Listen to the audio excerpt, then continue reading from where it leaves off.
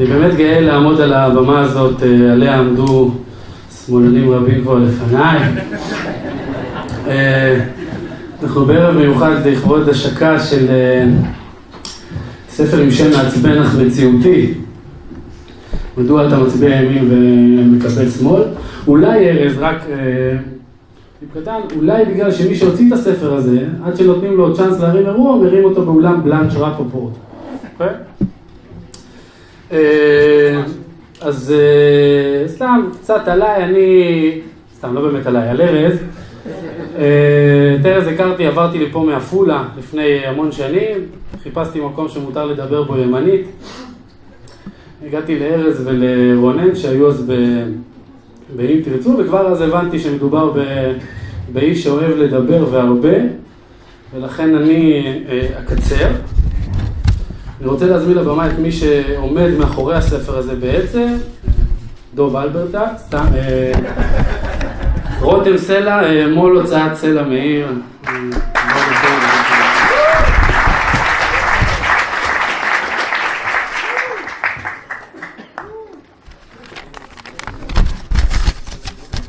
שלום, ערב טוב לכולם. ערב טוב אביגיל.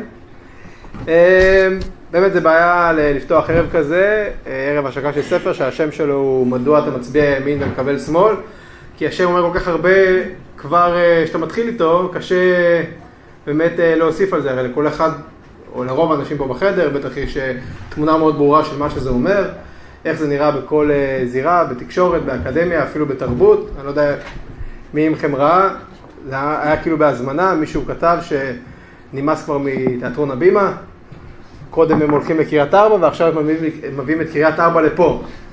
כאילו זה מקום שנמצא, התיאטרון הלאומי נמצא על שמו של מישהו בטאבו. אז את המציאות הזאת אנחנו מכירים, אבל הספר של ארז לי נתן הרבה יותר, וכולכם תתרשמו מזה, אני מתאר מפה בערב הזה, ותרשמו מזה שנית אחרי שתרכשו את הספר מספר עותקים, לעצמכם ולחברים וקרובי משפחה, ותקראו בו כמובן. שיש פה יותר מאשר סקירה של המציאות, בזירות שאנחנו מכירים וכואבים. יש פה גם מעבר במכונת זמן לסיפור שאני לא הכרתי על פרטיו, של תקופת המהפך ב-77, שבהם זה נראה שהכל אפשרי, שהדמוקרטיה הישראלית כמו שאנחנו מכירים אותה היום, לא הייתה מובנת מאליה, שחשבו שהעם באמת יכול להחליף שלטון. ותיאור של איך בסופו של דבר בגין, כמו שהתואר באינטרנט בערב הזה, ויתר על המהפך הזה, ויותר מאוחר בעצם החל תהליך של דגנרזציה בכל הזירות. מה שהיה דבר שאנשים לא חשבו בכלל שהם יכולים לדרוש לעצמם, שזה תפקידים, מקומות והשפעה לאחר שהעם אמר את דברו, הפך להיות עובדה, כשבגין פשוט ויתר במובנים רבים על השלטון. הדבר הזה הפך להיות אחרי זה לחוצפה, אנשים באו ודרשו לעצמם עוד, אנשים, מוסדות בלתי נבחרים, והחוצפה הפכה לנורמה, נורמה שהייתה אנחנו חיים היום. ולקרוא את זה זה לא דבר מדכא, אותי לפחות זה לא דיכא בכלל, להפך.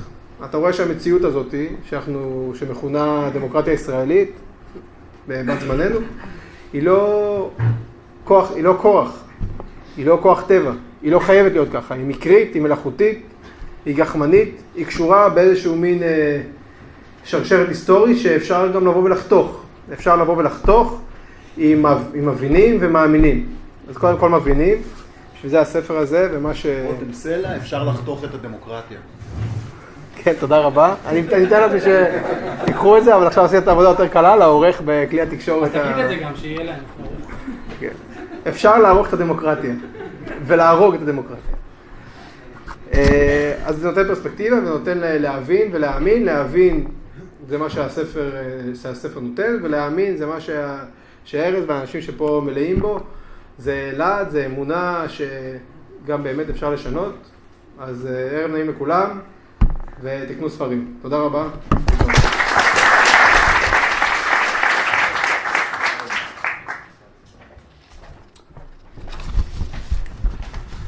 אני רוצה להזמין לשאת דברים, מה שנקרא, את עמיעד כהן, מנכ"ל תקווה ישראל ומול כתב העת השילוח.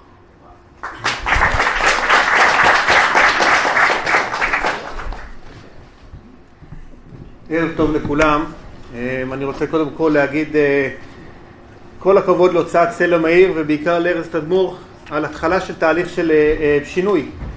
אנחנו חיים במציאות שאנחנו חושבים שהמציאות מתחילה במעשים, וכבר הרבה שנים הימין מנסה לעשות מעשים מלמטה. אבל התובנה המרכזית של השנים האחרונות, והספר הזה מבטא את זה בצורה בהירה, זה שהכל מתחיל ברעיונות. בשנת 77 כשבגין עלה לשלטון לא היו רעיונות מותאמים למדינת ישראל, בעצם לשלטון ימני, לשלטון שמרני, לשלטון בתחום המשפט, לשלטון בתחום הכלכלה.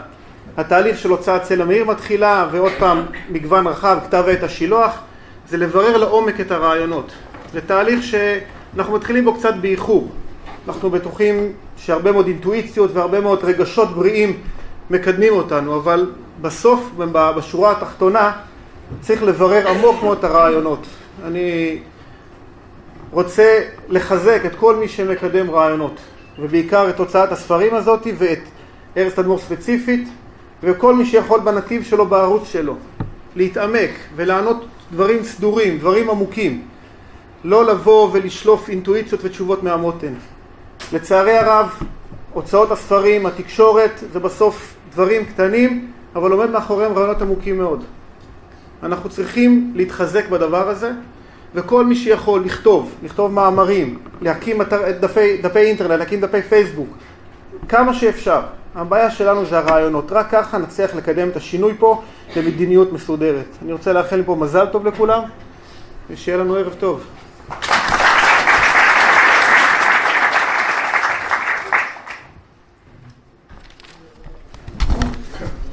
כשאני חושב על זה, אולי הבעיה של הימין היא שיש יותר מדי נודניקים כמוני שכותבים ב-140 תווים, פחות מדי ארז תדמורים שכותבים ספרים, גם את זה נפתור, אני מניח. אני רוצה להזמין לבמה את דוקטור רונן שובל, מייסד תנועת אם תרצו, ויו"ר בית אורי צבי גרינברג.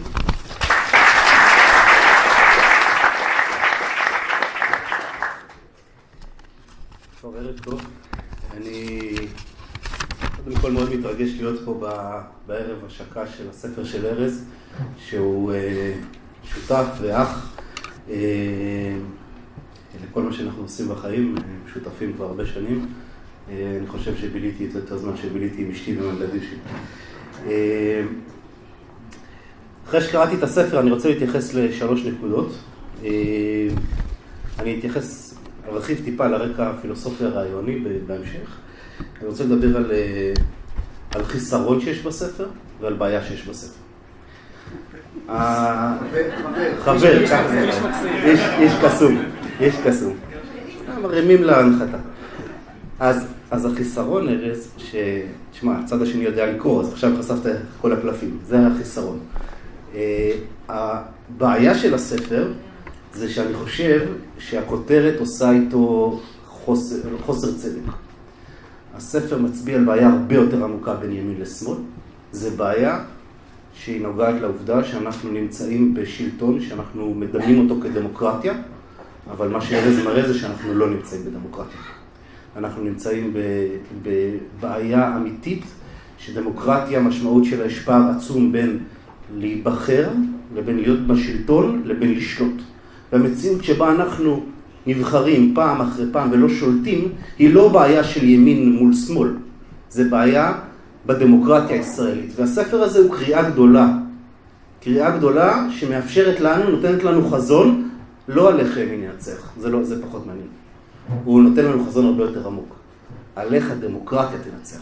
ואם אנחנו לא נלמד לממש את הרעיונות שארז הצביע עליהם כל כך יפה בספר, אנחנו לא נוכל להציל את הדמוקרטיה הישראלית מהתהליך שהיא עברה בעשורים האחרונים. ואני חושב שמה שארז היה צריך לעשות זה כתב בהרבה מאוד אומץ, הצביע על נקודות שלא ייתנו לו דווקא נקודות במחנה הימין. היה צריך הרבה מאוד אומץ בשביל להצביע על הדברים כמו שהם, בשביל לפתור אותם.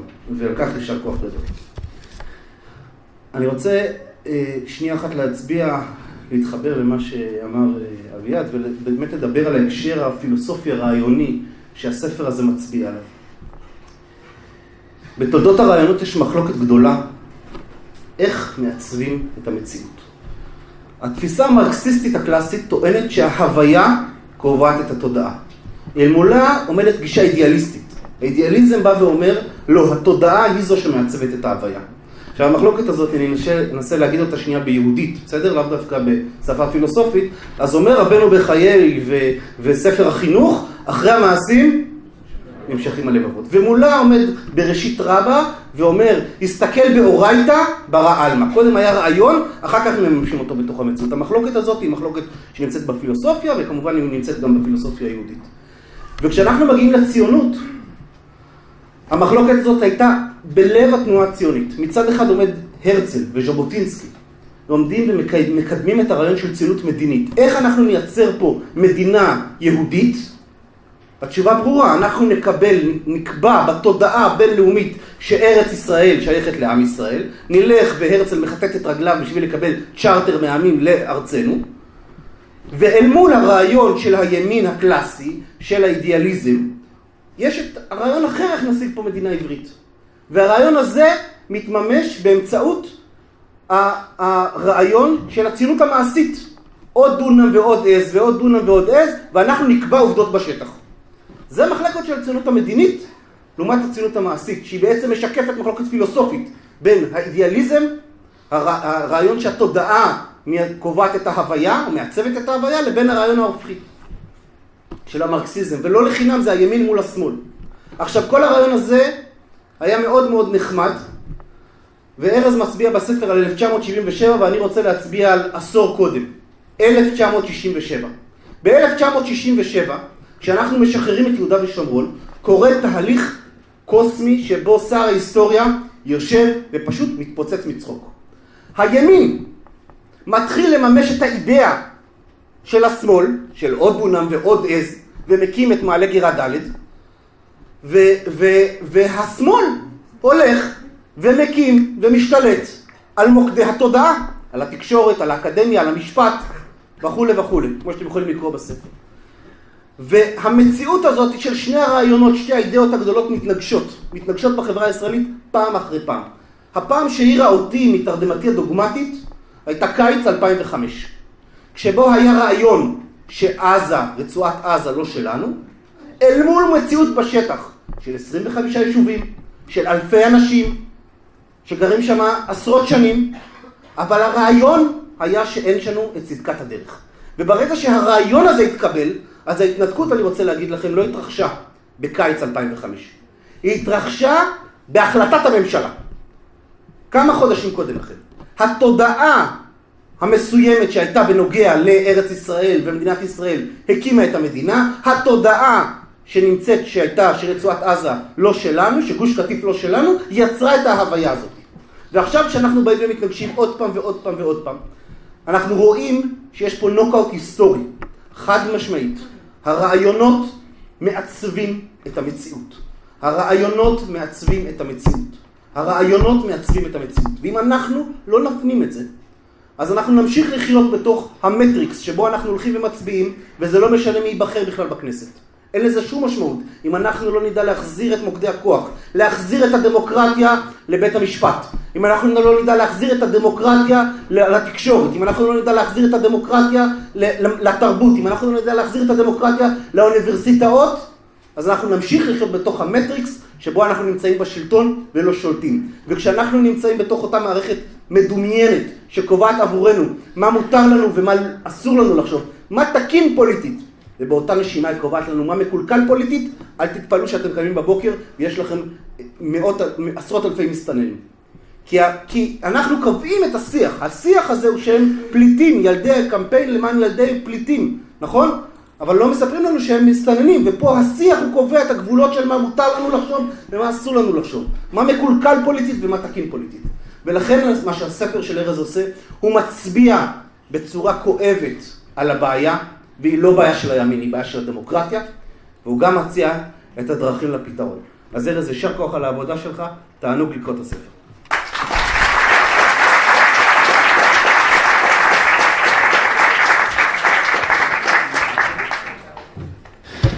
טוב, נתחיל בשיחה. אתה תדבר הרבה, רועי יעקב במידה. כן, רועי, איך אתה רוצה שאני אציג אותך למי שלא מכיר?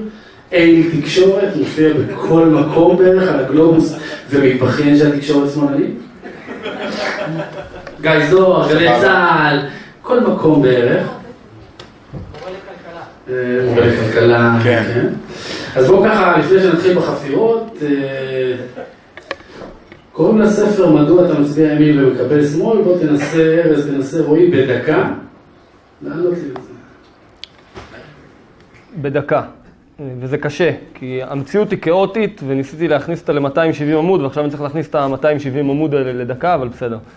בסוף פוליטיקה, מה שאנחנו רואים בכנסת, בממשלה, המריבות של הח"כים, הצעקות, העקיצות, זה לא לב החיים הפוליטיים, זה קצה החיים הפוליטיים. השלב הסופי של מלחמה גדולה יותר שנקראת מלחמת הרעיונות, מלחמה שמתרחשת בעולם הרעיונות האינטלקטואלי, באקדמיה, ספרות, תרבות, אומנות, תקשורת, זירה חוץ פרלמנטרית, משפט, כל האין ספור מאבקים האלה, שהם משיקים זה לזה, נוגעים זה בזה, מתערבבים זה עם זה, יוצרים איזושהי סינרגיה שבסוף, בסוף מבשילה למהלכים פוליטיים. דוגמה קצרה, חקיקה למען להט"בים, תהיה דעתכם אשר תהיה בנושא הזה, מה קדם למה? חקיקה או 20-30 שנים של אלפי סרטים, מחזות, מאמרים, ביקורות תרבות, מצעדי גאווה וכו', בסוף ח"כים לוחצים על הכפתור, בעד, נגד, מרימים את היד, לא הם אלו ששינו, הם אלו שבסופו של דבר הוא סוף התהליך, לא לב התהליך.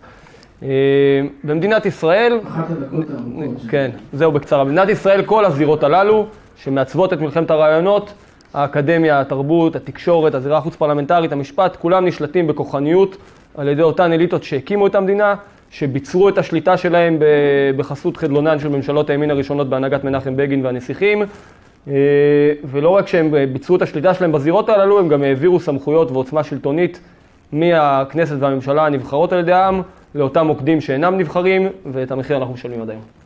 דקה וחצי, לא? רועי, אתה... אני אגיד את זה קצת אחרת. תראו, מדינת ישראל הוקמה בעצם על ידי השמאל. הוקמה על ידי השמאל, המנגנונים שנבנו מנגנוני שמאל, וזאת עובדה. והימין לא הסכים, ודרך אגב, יכול להיות שאי אפשר היה להקים אותה אחרת.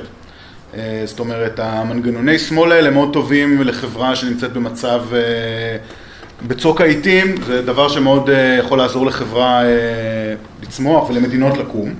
הימין, ברבות הימים, לא הסכים לפרק את מנגנוני השמאל האלה, ומנגנוני השמאל האלה, הם בעצם, מה זה אומר? שהשליטה של הממשלה בחיים שלנו, מהתרבות, דרך חיי הנישואים שלנו, וכלה בכלכלה וכן הלאה, השליטה של הממשלה היא מאוד מאוד מאוד חזקה ומאוד ריכוזית, וזה גורם לזה שאנשים מעטים במקומות מאוד אסטרטגיים בעצם שולטים בהמון. וזאת הסיבה, אני חושב. אם הצלחתם להבין מה שאמרתי. מעניין. פחות עלות בזמנים, באמת זה הכי חשוב כרגע. אז ארז, בואו נספר ככה קצת יותר בהרחבה, איך נולד הרעיון לכתוב את הספר, במילים אחרות, מה ממש עצבן אותך.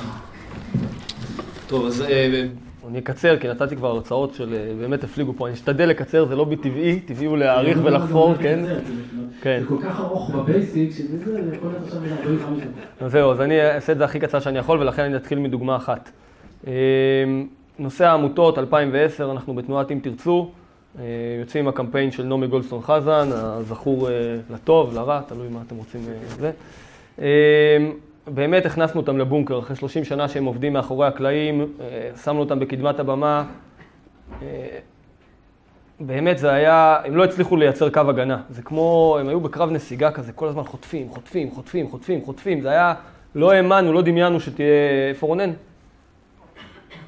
תקן אותי אם אני טועה, לא דמיינו שזה יתקרב בכלל לאפקט שהיה, זה היה אחרי ש1000 פעם כבר אתה מנסה לחצוב ואתה לא מצליח לחצוב את הכניסה, פתאום היה איזושהי הבקעה. למה לדעתך?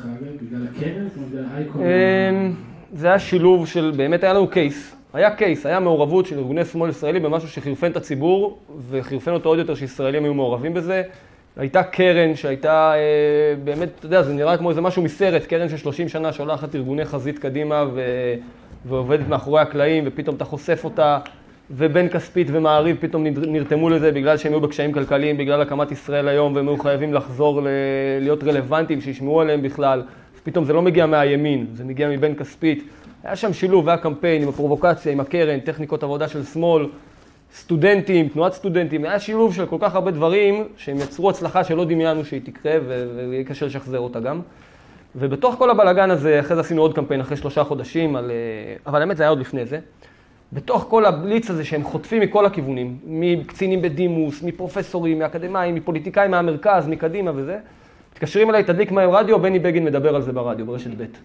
אני כולי שמח וטוב לב, זה היה לפני 7 שנים, אני בן 30, בשיא הנאיביות, הצבעתי ליכוד, בני בגין, איזה יופי. מדליק את הרדיו, בום, על השנייה הראשונה, כן, נפגשתי עם נציגי הקרן החדשה ורופאים לזכויות אדם, והם הציגו לי מסמך שמוכיח שמדובר בטענות שקריות. בקיצור, הוא נפגש עם בחור בשם אמיר פז פוקס, השיג לו, כנראה, לא יודע, זה התבסס על מחקר, דוח, שהפריך את הממצאים שלנו, מניפולציה סטטיסטית כיתה ג'. אם אנחנו טענו שמשהו כמו 191 הפניות בדוח גולדסטון הגיעו מארגוני הקרן החדשה, מתוך 1,400 שהיו בדוח ו-207 שהיו ממקורות ישראלים, הוא אומר 40 זה מלפני עופרת יצוקה, 60 זה מחוץ לרצועת עזה, זה בבקעה וביהודה ושומרון, עוד איזה קטגוריה מופצת, מוריד מתוך ה-191 חותך, טק, טק, טק, נשאר עם איזה 14, 11, לא יודע מה. אז את זה הוא עושה במונה. במכנה הוא לא עושה את אותה פעולה. כלומר, בסוף הוא אומר זה 11 מתוך 1,400, לא מעט. אז בכיתה ג', אם אתה עושה מבצע פעולה חשבונית כדי לדעת אחוזים, כמה מתוך כמה, לדעת יחס, אתה מבצע איזו פעולה חשבונית על המונה, תבצע אותה גם על המחנה. דוקטור לגיאולוגיה, בני בגין, לא מסוגל לקלוט את זה. אני מתקשר לאדון בגין, כבוד השר, חצי שעה אחרי הרעיון, אני אומר לו, שלום, כבוד השר בגין, כן, אם יש לי הכבוד, כולו בפאטוס כזה. שלום, מדבר יוז תדמור, מתנועת אם תרצו, שמעתי את הרעיון שלך ברדיו, הייתי שמח להיפגש איתך ולהציג לך את הדברים כפי שאנחנו רואים אותם. איני מעוניין בכך. אני אומר לו, תשמע, אתה פלורליסט, ליברל, ככה אתה מציג את עצמך, אני חושב שמן הראוי, נפגשת עם מי שתוקף את צה"ל, מן הראוי תשמע את מי שמבקש להגן על צה"ל, אני בחרתי ליכוד, אתה מייצג שלי. לא תחופף את ידי. אני אומר לו, אני לא מעוניין לכופף לך את היד, רק להיפגש איתך. לא תוכל לכפות זאת עליי. מאז שרון יושבת פה, כל פעם שאומרת לי להוריד את הזבל, לא תחופפי את ידי. הבדיחה הזאת היא תמיד עובדת, תמיד עובדת. מה שכן, אני חייב להודות שבסוף היא מכופפת את ידי ואני מוריד את הזבל כמו גדול. מה השאלה? בגין יודע את זה? האמת, כתבתי את זה במאמר, אני חושב. אגב, את החיקויים אין בספר. בקיצור, האמת, החלק הזה היה, תיארתי, כל הסיפור הזה היה בספר, ובסוף הוצאתי אותו. אמרתי, יאללה, לא נכניס הכל, לא נעריך יותר מדי, זה יותר מתאים למשהו כזה מאשר לספר.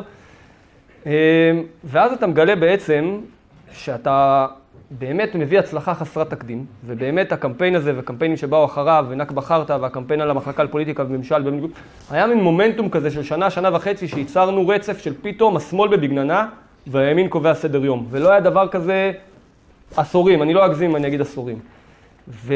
והם חוטפים מכל הכיוונים ולא מייצבים קו הגנה, ומי, סליחה על הביטוי, מחרבן לך את כל הסיפור. לא שזה הוא עשה כזה נזק, אבל מי פתאום כן מצליח איכשהו לתת להם קו הגנה, ואז הם כולם כמובן ציטטו אותו, כל רשת ב' והארץ וכל דבר השמאל. אפילו בני בגין אומר, אפילו בני בגין. ואז אתה מגלה שמי שדופק אותך זה האליטה שלך. מי שהיה אמור להיות, ראה את עצמו יורשו, התמודד על ראשות הליכוד, יורשו של אביו, רצה להיות ראש ממשלה, מנהיג מחנה הימין, הנסיך, אם יש דור של נסיכים, הוא הנסיך. והוא זה שדופק אותך, ואז אתה אומר, רגע, מה קורה פה? ובשנה, שנתיים, 3 שאחרי זה, אתה שם לב שמדובר בתופעה, שזה לא מקרי, שרובי ריבלין ודן מרידור, ועכשיו רואה את כחלון ואת גילה גמליאל, פעם אחרי פעם אחרי פעם, האנשים שאנחנו בוחרים לכנסת, עכשיו, אני אקצר ממש בשני משפטים, כי זה באמת הרחתי מדי. אתה יכול להמשיך, יש חיקוי של גילה גמליאל? נעבוד על זה לערב הבא. בסוף, הילדים שלי יושבים פה,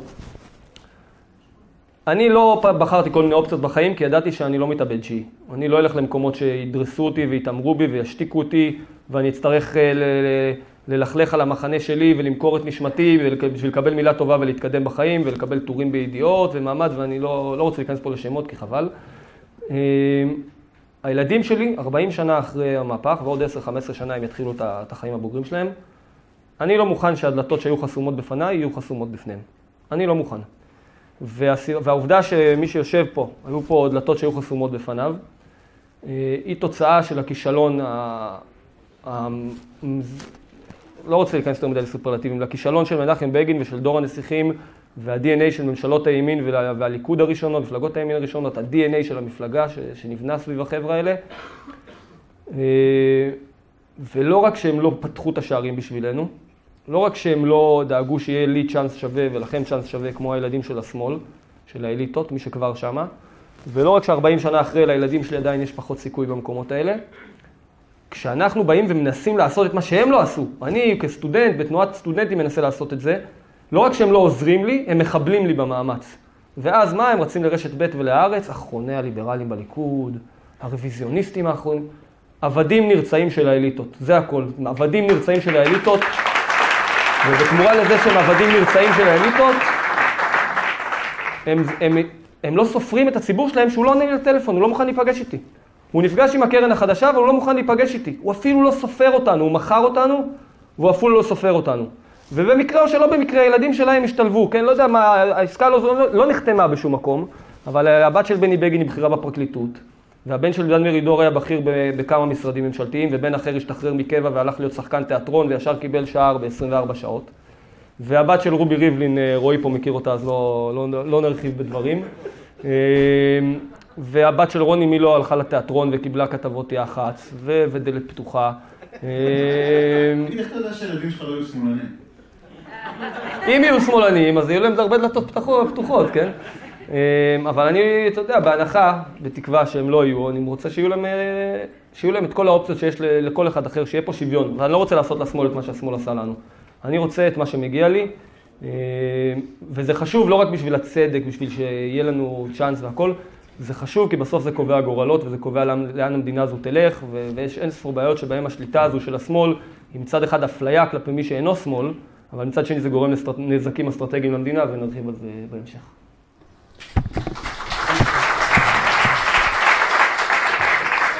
רועי, אתה רוצה להוסיף משהו על הבת של ריבלין? אישה מאוד נחמדה, עורכת קומית בטלוויזיה מאוד מוכשרת. לא יודע אם... מי היה מהבחור ומשהו? סתם לא. אני אפילו לא זוכר מה הייתה השאלה. לא, זהו, אז אני כבר אכוון אותך לשאלה אחרת, נמשיך. אתה דיברת על הנסיך, על בני בגין, אני רוצה לדבר איתך על המלך, אם הוא הנסיך, אז זאת אומרת, זה מנחם בגין, ואתה לא מתבייש בספר הזה לשים עליו חתיכת כוונת, במובן המטאפורי.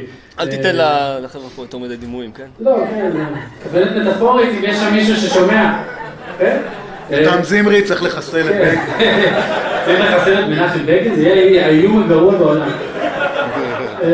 בכל מקרה, אז רועי, אני דווקא איתך רוצה להתחיל. כן, רוצה להתחיל איתך על מנחם בגין, אם אתה מסכים עם ארז וגם תולה בו איזושהי האשמה על המצב של הימין היום, הדמוקרטיה היום.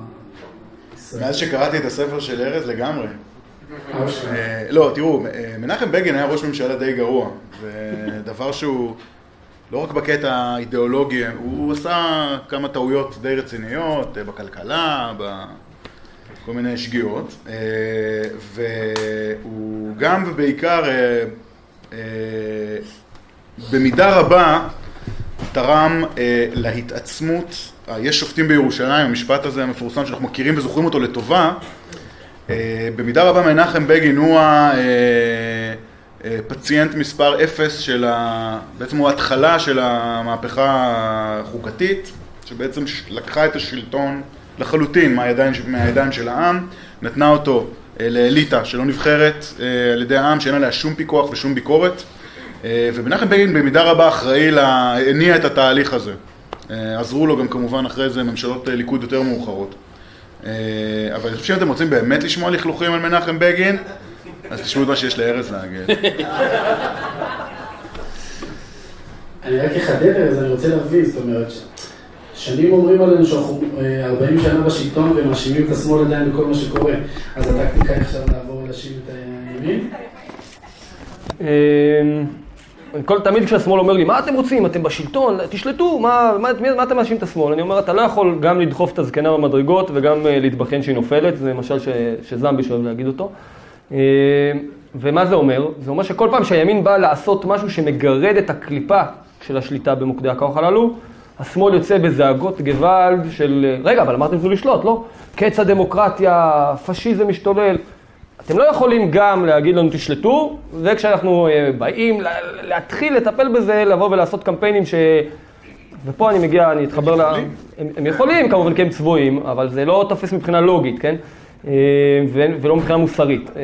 עכשיו אני תכננתי להגיד דבר אחד, אני אלך לדבר אחר יותר חשוב לי עכשיו. בפרק האחרון אני מסביר את עיקרון שנקרא עקרון החוליה החלשה. והוא בסוף, כשאני מדבר על מלחמת הרעיונות, בסוף למה מי שמנצח במלחמת הרעיונות, בסוף הוא שולט על הפוליטיקה והוא מנחית את כללי המשחק שבתוכם הפוליטיקאים פועלים? כי בכל קואליציית ימין ובכל מפלגה, וזה אינהרנטי בחיים הפוליטיים, תמיד תהיה איזושהי חוליה חלשה, שמי ששולט בזירות הללו שמשפיעות על הפוליטיקה ובייחוד בתקשורת, אפשר לרתום אותו ולהעביר אותו לצד השני. החוליה החלשה הקבועה הראשונה הייתה מנחם בגין, החוליות החלשות הבאות היו דן מרידור, בני בגין, כל החבר'ה האלה, אורי אלין מהליברלים בליכוד שבישל לנו את חוק יסוד כבוד האדם וחירותו יחד עם מרידור. היום החוליה החלשה זה כחלון וגילה גמליאל. יש תמיד כמה ח"כים, זה הולך ונחלש, כאילו שתהיו, למה אני אופטימי או יש לי בסיס להיות אופטימי ולמה אתם צריכים להיות אופטימיים. חוק יסוד כבוד האדם וחירותו, 17 במרץ 1992, היה לפני שבוע 25 שנה לחוק. 10 ח"כים מהליכוד ואחד מהמפד"ל יצחק לוי, 10 ח"כים מהליכוד בהנהגת דן מרידור, תומכים בזה, זה בכנסת ימנית, זה לפני הבחירות שרבין ופרס ניצחו את שמיר. תומכים... שוועדת חוק חוקה ומשפט של הליכוד. אורי אלין מהליברלים, שפשוט הוא לא מבין מה זה ליברלים, כן? אחרי זה נדבר על זה. הוא לא מבין והוא מקדם אג'נדה אנטי-ליברלית. וגם כן הייתי איתו לפני שבוע, העלינו אותו ברדיו בתוכנית שלנו, אני ומיכאל דבורין. והבאתי אותו בקול להגיד, בספר אני מנתח איזשהו מאמר שהוא כתב לפני כמה שנים, הוא גם הוציא ספר ממש עכשיו, אבל בספר אני מנתח איזשהו מאמר שהוא כתב לפני כמה שנים, לפני 5 שנים. ובפרשנות אני אומר, בסוף מה שהוא אומר זה שהדמוקרטיה תלויה והאיפוק, הם נתנו כוח, נשק עצום, נשק לא קונבנציונלי בידי בית המשפט העליון לפסול חוקים והחלטות ממשלה, והוא אומר המפתח זה שהם ינהגו באיפוק ובריסון. אז אני אומר בפרשנות, כן, זה אנטי-ליברלי. במשטר ליברלי אתה לא סומך על מישהו שהוא נותן לו כוח, שאתה נותן לו כוח שהוא ירסן את עצמו, אלא אתה מייצר מנגנונים שיאזנו, וזה איזונים ובלמים קלאסי, הפרדת רשויות, לייצר את המנגנונים שגם אם הוא ירצה לחרוג מסמכויותיו, הוא לא יוכל ויהיה מי שיגביל אותו וירסן אותו. ואני אומר, בסוף הוא תלוי ברצונם הטוב של השופטים, והבאתי אותו להגיד ברדיו לפני שבוע, אכן, כן, בסוף אנחנו תלויים בכך שהשופטים ירסנו ויגבילו את עצמם, יצא המרצע מהשק. אני לא סומך על שופטים ויהיו הכי נאורים בעיני עצמם שהם רוצים שהם יגבילו את עצמם, עובדתית אנחנו רואים שהם לא מגבילים את עצמם. בקצרה נחזור למנחם בגין, 1977, המהפך, פקידי השמאל, וזה מין מיתוס ששמעתי אותו כל החיים והתקשיתי למצוא את האסמכתאות הכתובות, את ההוכחות, דוגמאות מה קרה. פקידי השמאל מוכנים להתפטר, מכינים לכתבי התפטרות, ואז בגין אומר להם, תשארו בתפקידים שלכם, הכל בסדר. ואז אתה מוצא איזה זכר לזה בביוגרפיה שאבי שילון כתב, איזה משפט על זה, שמחה דיניס, השגריר בארצות הברית, מציע את ההתפטרות שלו ואומר לו תישאר. ואתה מוצא איזה זכר לזה איפה נתקלתי באיזה עוד? יש איזה כמה מקומות שזה מוזכר. מה? כן. ואז בסוף, אבל אני לא מוצא, אתה שומע איזה איש אצל בראיון במעריב, כותב את זה, וזה מופיע באנרג'י, באינטרנט, ואתה מדבר עם אריה אלדד, והוא ספר לך משהו שאבא שלו סיפר לו, ישראל אלדד, אבל אין יותר מדי אסמכתאות. ואז אחרי חיפושים, יש גם בספר של שמואל כץ, לא עוז ולא הדר, שהוא שם באמת, זה ספר על בגין, אני כתבתי פרק על בגין, לא עוז ולא הדר, זה על בגין שאין לו לא עוז ולא הדר, והוא הולך איתו ראש בראש. ואז אני מוצא ספר שנקרא בגין בשלטון, של אריה נאור, בעלה של מרים נאור, היה מזכיר ממשלות בגין הראשונות, מאוד מאוד מקורב אליו, בית רוויזיוניסטי וכו'. ושם אני אומר לעצמי באינסטינקט, איך שאני מוצא את הספר, שהלכתי לחפש אותו, עוד מצאתי אותו באינטרנט, הלכתי לספרייה באפרת להוציא אותו, ואני אומר לעצמי, אני זוכר את המחשבה, כשאני צועד לאפרת, אני אומר לעצמי, בטוח הנאיביות הזאת, האנשים הנאיבים האלה, שהם נאיבים בצורה פתולוגית, בטוח הם יתגאו בכל מעשה האיוולת שהם עשו. אני כאילו אומר לעצמי, פה יהיה לי אותו מתרברב, איך הוא עושה מעשה איוולת אחרי מעשה איוולת, ואני פותח את הספר, בום, עמוד 7, עמוד 9, עמוד 13, אתה יודע, עמודים רצוף, 13, 14, 15, דוגמה אחרי דוגמה אחרי דוגמה אחרי דוגמה. בטח אני מגיע לספר כולו ממורכב. אין שם מילה לא ממורכב. אני לא יודע אם זה של הספרייה, וכולו כבר מלא עפרונות, מסמנים וזה, הפוק הזה, אבל אני מצלם בפלאפון ושולח לרותם, ואני כאילו לי, ואז אתה רואה שם דוגמה אחרי דוגמה, וזה מגיע למצב שבו שמעון פרס מסתלבט על מנחם בגין, הוא אומר לו, הקמת ממשלה בלי חירות ומק"י, שזה קריצה למה שבן גוריון והוא קולט בזמן אמת, פרס עם החושים החדים שלו קולט בזמן אמת מה קרה. ובגין שחטף עשרות שנים, חטף מהם עשרות שנים את המכבש השמאלני, מה שאנחנו חיים במכבש, זה כלום לעומת המכבש שלה. אז לא היה פייסבוק, ולא היה ערוץ 20, ולא היה גלי ישראל, ומידע, ומקור ראשון, וערוץ 7, ווואלה, אנשים רעבו ללחם. אנשים רעבו ללחם, פיתרו אותם, מי שלא היה לו פנקס אדום היה יכול באמת להגיע לפת לחם. והם באמת נרדפו, לא כמונו, אנחנו יש לנו את הפריבילגיה של לרדף לוקסוס, אז הילד שלי ילך לעבוד במשרד פרסום ולא בהבימה, ביג דיל. אתה לא מכיר משרד הפרסום, בקיצור, א' הוא לא נכנע, הוא המשיך להילחם את דעתו, אבל כשהוא הגיע לשלטון, כל מה שהוא רצה זה להוכיח שאין לו אחות, שאין לו קרניים, שהוא לא פשיסט, הוא לא סוף הדמוקרטיה. ואז, עכשיו אני אספר את זה, לפני שבוע עשינו אירוע עם פורום קהלת ופורום שוקה, זה כמה חבר'ה מארגונים ימניים, עשינו אירוע בירושלים, במשרדים של קהלת, ואני מספר את זה, ואז הוא אומר לי, בואי חוק הקולנוע שכתבת עליו, זיו מאור, אומר לי מהאגודה לזכות הציבור לדעת, אומר לי, תשמע, חוק הקולנוע שחוקק בשנת 2000, חוקק על ידי לא אחר מרובי ריבלין, ובזמן שהוא חוקק יושבים במליאת הכנסת, כל המחזאים והבמאים, כל האלה שהכי רדיקליים, הכי שמאלנים שיש, ורובי ריבלין במפגן של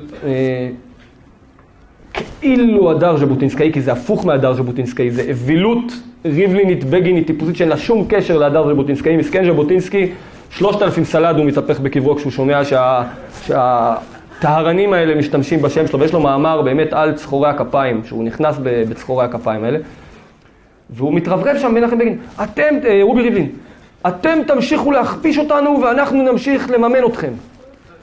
ואתה מסתכל, כאילו, ולעצמו הוא אומר, יא אללה, איזה ליברל אני לוקח 700 מיליון שקל מהציבור למי שיסית נגדו, איזה דמוקרט אני ז'בוטינסקי, הוא לא מבין כלום, הוא לא מבין כלום, ובפסיכולוגיה, בטריק הפסיכולוגיה, המאפן הזה שעשו עליו השמאל, גרמו לו לחשוב שאם הוא מממן את מי שמשתיק אותו, הוא דמוקרט. וזה מנחם בגין, וזה הנסיכים, וזה מה שיש לי על הנסיכים בקיצור. מה זה? אבל זה רגשי נחיתות? זאת אומרת, איפה זה מגיע? הרצון הזה כל פעם שיואהבו אותנו במחוזות שאנחנו... זה שילוב של שני דברים לדעתי, בשניהם אני עוסק. אחד זה רגשי נחיתות, שבאמת תסמונת העבד, ודרור אדר כתב על זה מאמרים מצוינים, ואתה חוזר להגל. זה אנשים שחטפו, באמת שמה, הם חטפו, והם באמת רוצים להוכיח שהם ליברליים וזה וזה וזה. והחלק השני שאליו אני מתייחס בהרחבה, כלומר את זה אני מתייחס בעמוד 2, אבל יש, וזה פשוט חולשה רעיונית, חולשה אינטלקטואלית.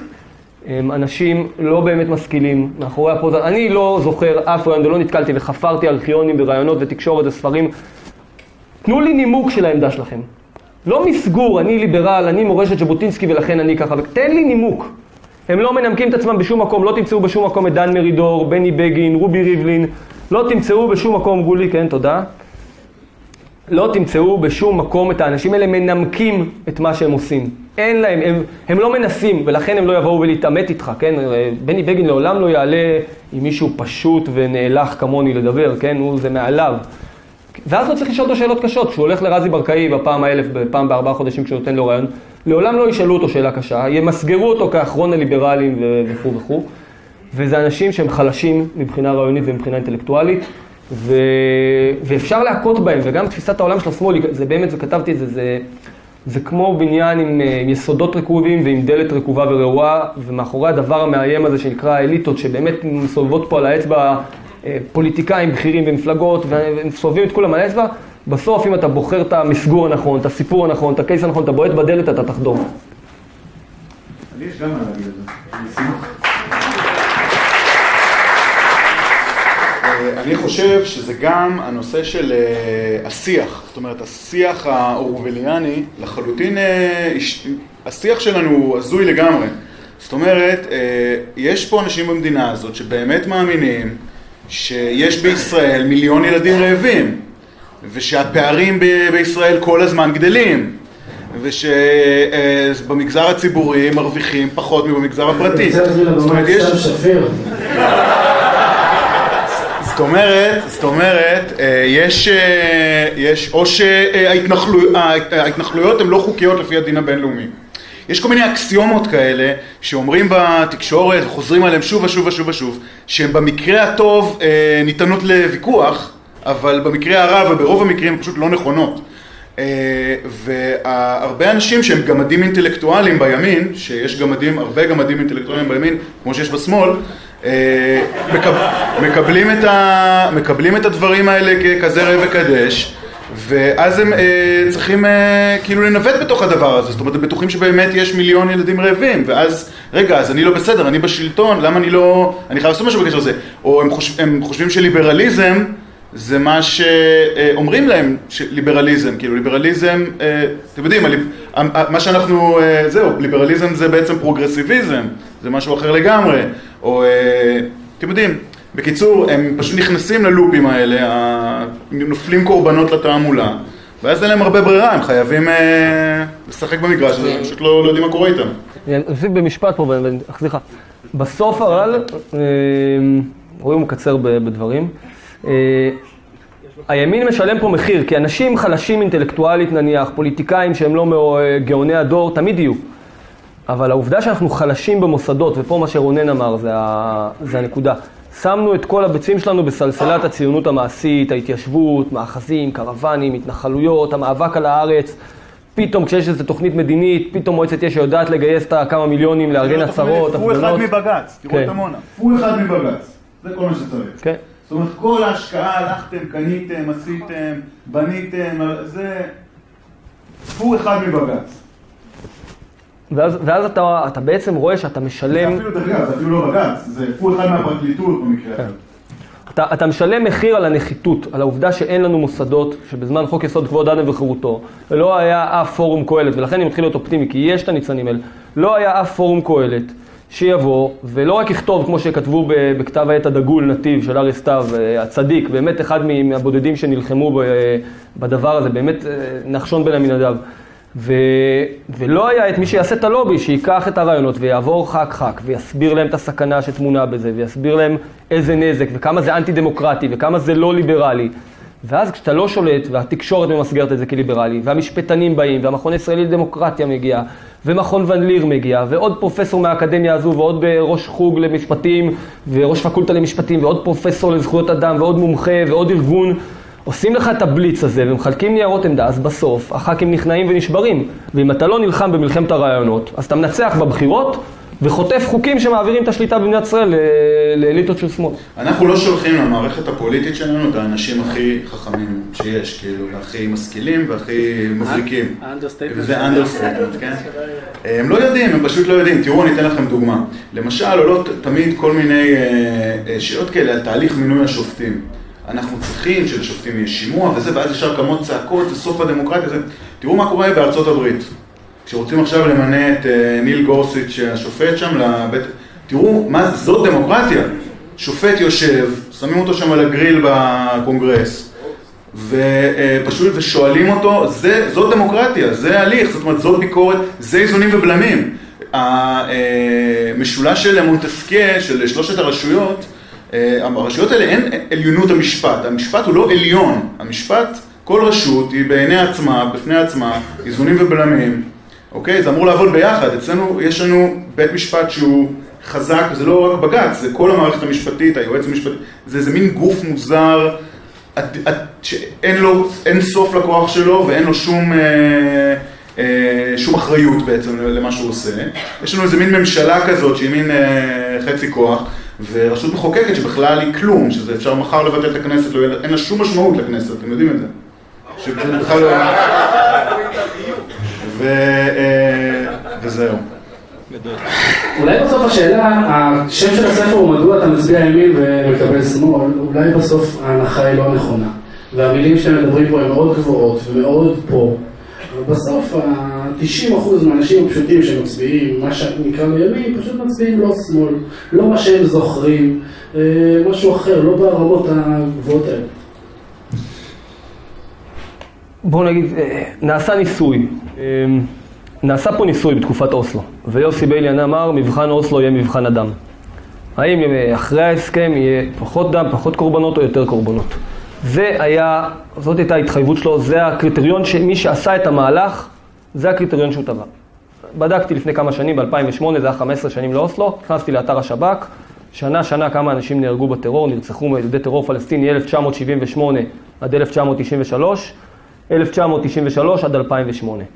270 ישראלים נרצחו ב-15 שנים שלפני אוסלו, 1,450 ישראלים נרצחו ב-15 שנים שאחרי אוסלו, שזה פי 5, ו-1,200 איש שילמו בחייהם בגלל האיוולת הזו. גם זה רק בזכות העובדה שמתישהו ב-2002, כשהטרור הפלסטיני מימש את פוטנציאל הרצח שנתנו לו באוסלו, אז ישראל פעלה לתקן את זה, ויצאנו לחומת מגן, ושל קשת נחושה, ושורה של מבצעים, ועד היום, לילה, אתם שומעים, הלילה נעצרו 7 מבוקשים בגדה, כן, הגדה. אז פה זה הגדה, זאת הגדה של הנהר, כן, אבל נניח, פה, לא יודע, יש איזה נהר באמצע בין יהודה ושומרון לתל אביב. הירקון. כן, אז כל לילה גוזמים פה את העשב, אבל תקנו את נזקי אוסלו, במידה רבה, תקנו את נזקי אוסלו, זה עלה עשינו את זה אחרי שאנשים התפוצצו באוטובוסים במסעדות ונרצחו במאות בפיגועי ירי. זה עלה בחיים של עשרות חיילים, אם לא למעלה מכך, 100, לכי תודו כמה אנשים נהרגו בדיוק, לא ספרתי עד כדי כך, במבצעים הצבאיים האלה של חומת מגן ולילה לעצור מבוקשים ולהתקל בהם, חמושים בעשרות. נעשה ניסוי. מדיניות השמאל קרסה. הבטיחו לנו מזרח תיכון חדש, חומוס בדמשק, סוף לקץ ל100 שנות סכסוך, ויש רשימת ציטוטים של אורי אבנרי ויוסי שריד ופרס, כולם אין ספור הבטחות. אחרי זה יש תירוצים, והתירוצים זה רצח רבין, והמתנחלים הכשילו, והממשלות המשיכו לבנות את ההתנחלויות תוך כדי, והפלסטינים לא יכלו להגיד כן להצעות שוץ. יש אין ספור תירוצים. מעשית, מי שהבטיח שזה יביא שלום, היה צריך, אם הוא כזה מדינאי דגול ורואה את הנולד, היה צריך לקחת בחשבון גם את הדברים שעשויים להתפקשש. אבל בסוף זה תירוצים, במבחן התוצאה, מה שאתה הצבת יוסי ביילין, מדיניות השמאל קרסה. מי שעיניו בראשו, מי שאיננו אדם פתולוגי, מי שמסתכל על המציאות ביושר, מי שבאמת עם יושר אינטלקטואלי ולא עם תסביכים סוציולוגיים, ולא יכול להיות שהשבט שלי יטעה, ואנחנו הנאורים והמתקדמים נטעה, והליכודניקים הפרימיטיביים האלה יצדקו. המציאות היא מובהקת, אין פה ויכוח. מדיניות השמאל נוסתה, קרסה, עלתה בדם ואש השמיימה, 1,200 ישראלים יותר נרצחו בגלל זה, מי יודע כמה אלפי ישראלים נפצעו בגלל זה, אלפי משפחות חייהן אינם חיים מאז, ואף אחד לא דופק על זה חשבון, והשמאל לא עושה שום חשבון נפש, והם עדיין מתעסקים והם בטוחים, כן, בגלל המריבות הקטנוניות שלנו, בין שלי יחימוביץ' לבוז'י, אז לא אוהבים אותנו, איתן כבל. הציבור סולד מכם לא בגלל הפלסטיקה, הוא סולד מכם בגלל המהות, כי העמדתם עלינו אסון, ולא עשיתם שום דין וחשבון אמיתי, ושום חשבון נפש. הימין עשה דין וחשבון על אוסלו? גם לא, אבל אני שנייה, למה הימין נחשב? זה טוב, זה טוב ששאלת ואני אגיד לזה עוד שנייה, אם המציאות הייתה הדבר היחיד שקובע, חכה שנייה, אם המציאות הייתה הדבר היחיד שקובע, הוויכוח בציבוריות הישראלית לא היה בין הימין לשמאל, כמו שאנחנו מכירים אותם, בין הליכוד לעבודה, הבית היהודי למרץ וכו'. הוויכוח היה בין סוגים שונים של ימין, בין הבית היהודי לליכוד. ואז תחליטו איפה אתם יושבים, כי זה מי שמסתכל על המציאות ביושר, הוויכוח צריך להיות בין הבית היהודי, מי ששפוי, בקרב האנשים השפויים, הוויכוח צריך להיות בין הבית היהודי לליכוד. וכן, אני אומר פה בצורה מאוד ברורה, אדם שראה מה שקרה פה באוסלו וממשיך לדגול בלהקים מדינה פלסטינית וראה מה קרה בהתנתקות עם הטילים, ממשיך לדגול בהמשך אותה מדיניות, הוא לא שפוי. ואיינשטיין אמר את זה, מי שרואה מה קורה ועוד פעם ועוד פעם ועוד פעם ולא מפיק לקחים, הוא לא שפוי. אז איך יכול להיות? מה, 40% מהציבור פה, 45% מהציבור הם לא שפויים? ואז אתה אומר, הם באמת לא, יש מתווך, הפער בין המציאות לבינם, יש איזשהו משהו שנקרא מלחמת הרעיונות, התקשורת, התרבות, האקדמיה, מי שנחשב, המומחים, המועצה לשלום וביטחון, הקצינים, המאיר דגנים, כל החבר'ה האלה, הם מתווכים, הם יוצרים כזה באפר וכזו מחיצה בין המציאות לבין התודעה של האנשים האלו, ויש עוד אמצעים, לחץ פסיכולוגי, לחץ חברתי, יש הרבה אמצעים, כן, אבל בסוף, אם זה היה רק המציאות, אז הוויכוח היה בין הבית היהודי לליכוד או משהו כזה. זה שוב עניין של, זה לא נכון להגיד את זה, פה יש מחלוקת ביני לבינך, אני לא חושב שהליכוד רוצה מדינה פלסטינית וגם לא נתניהו. הוא רוצה את נאום בר אילן, עקרונות בר אילן זה אוטונומיה, למעשה מה שנתניהו אמר בנאום בר אילן זה אוטונומיה, מדינה שאין לה צבא, שהיא מפורזת, ומדינה שלא שולטת על הגבולות שלה, שזה הדרישות של נתניהו, שישראל שולטת על כל מה שנכנס ויוצא. מדינה שלא שולטת על הגבולות שלה ואין לה צבא, היא לא מדינה. גם אם יקראו לה מדינה ויהיה לה מושב באום ואיך שלא תרצו, זה לא מדינה. אכן הוא נאלץ להגיד, אכן הוא נאלץ להגיד נתניהו את המילים שתי מדינות שני עמים, נאנס על ידי אובמה, זה ויכוח אחר. האם אני מוכן? אני מוכן לאוטונומיה פלסטינית ברמה כזו או אחרת. זה כבר ויכוח מה נעשה עם זה, אבל... האם אתה מוכן לשלם להם על החשמל? לא. הדברים הכלכליים זה הדברים שמחרפנים את רועי, באוטובוסים מתפוצצים, אנשים נרצחים. רועי רואה אוטובוס מתפוצץ, מעצבן אותו כמה מרוויחים בהגל. יאמר לזכותם של השמאלנים שתעשיית החובשים, התחבושות, האלונקות, האמבולנסים, תעשיית הפחחות, יצרני האוטובוסים שגשגו בתקופת אוסלו. יש מי שגזר קופון מהסיפור הזה. בואו נעזוב שנייה את הפלסטינים, עוד נחזור אליהם, אני רוצה לדבר עם רועי שנייה על תרבות, אנחנו יושבים פה בבימה. בסביבת אחד הקולנוענים, באמת, אבל זה לא בצחוק, רועי הוא קולנוען מהטופ של הטופ שיש בארץ. גאון, אין ספק. תודה. איש הזיה. וארז טוען, בלי להתבייש, תרבות היא שמאלנית, נכון? אין לך על זה חרטות. רועי, אני שואל אותך, אתה חלק מהתרבות הזאת, באמת אתה איש עסוק, לא בהומור, אתה נמצא בהמון במות, רואים יותר ויותר ימנים בתקשורת, אתה חושב שהתרבות עדיין היא שמאלנית, ואם כן, איך נכנסת?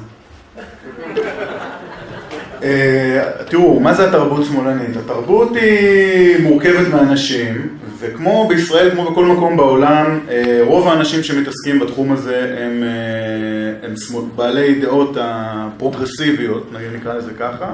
בישראל זה גם שמאלנים מדיניים. זה דרך אגב עוד בעיה, העניין הזה שימין ושמאל זה רק הסיפור הזה של מדינה פלסטינית, זה גם בעיה, אבל נדבר עליה אולי אחר כך.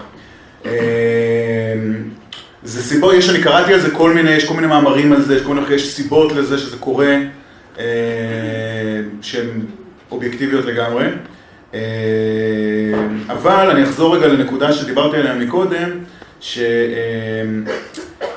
שוב, השליטה של המדינה בדברים האלה בישראל, שזה דבר שהוא די חריג, הרמה של השליטה של המדינה בתקשורת, בפיקוח על התקשורת, במניעת הצבת חסמים בפני תקשורת חדשה, כמובן התרבות, המימון של התרבות בישראל שהוא כמעט אבסולוטי, זאת אומרת, אין כמעט תרבות בישראל שמחזיקה את עצמה, זאת אומרת, זה לא כלכלי, כאילו באמת, יש לזה גם אולי בשידור ציבורי למשל. זה לא כלכלי אגב, כי אתה לא יכול עם הכיס הפרטי שלך להתחרות במשאבים של המדינה, כשאם המדינה מכסה לך את ההפסדים, אף משקיע לא ישקיע בלי המדינה, בלי תמיכה של המדינה, כלומר, ההתערבות של המדינה היא לא רק מוגזמת, היא חונקת את מי שינסה לעשות בלי.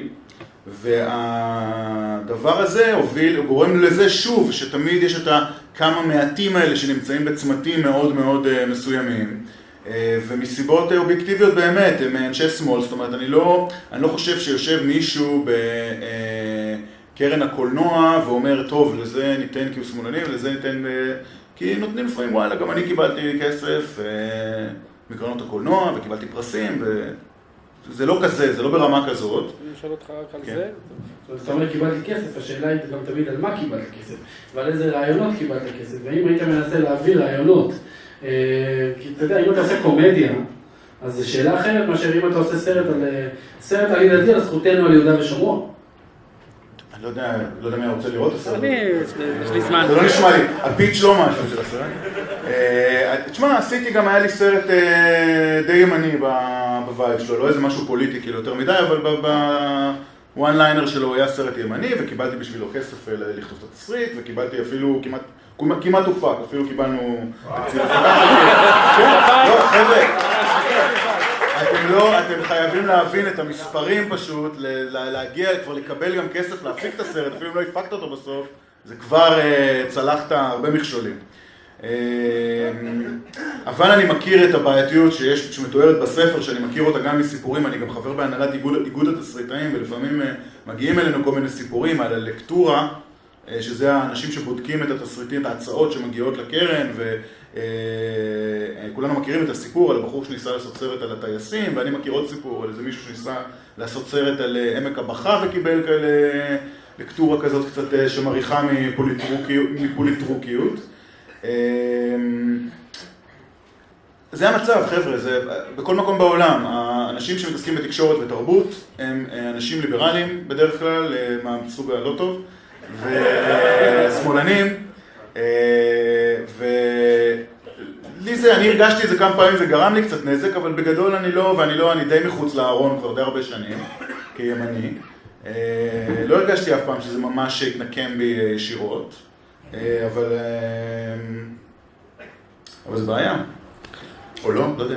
זה יותר בעיה בתקשורת מאשר בתרבות, אני חושב. כי התרבות לא מעניינת אף אחד במילא. אני תמיד שואל את עצמי אגב על שמאל, איך זה שאנשים שמצליחים לייצר פנטזיות כל כך נחמדות על שלום, בסוף כותבים תסריטים כל כך משעממים. אתה מבין? אבל לא נורא. בוא לקראת סיום, לפני שנעבור לשאלות, אני רוצה לדבר איתך על זאת אומרת, כאילו לקראת סיכום, האם אתה חושב שבעצם כל מה שאתה מתאר פה, אתה מתאר פה מציאות די עצובה, אוקיי? בטח לבוחרי ימין, שבעצם יכול להיות שירגישו אחרי הספר הזה שבאמת עדיף ללכת לים ביום הבחירות. אתה חושב שיש דרך לצאת מזה? יש דרך לשנות את המציאות?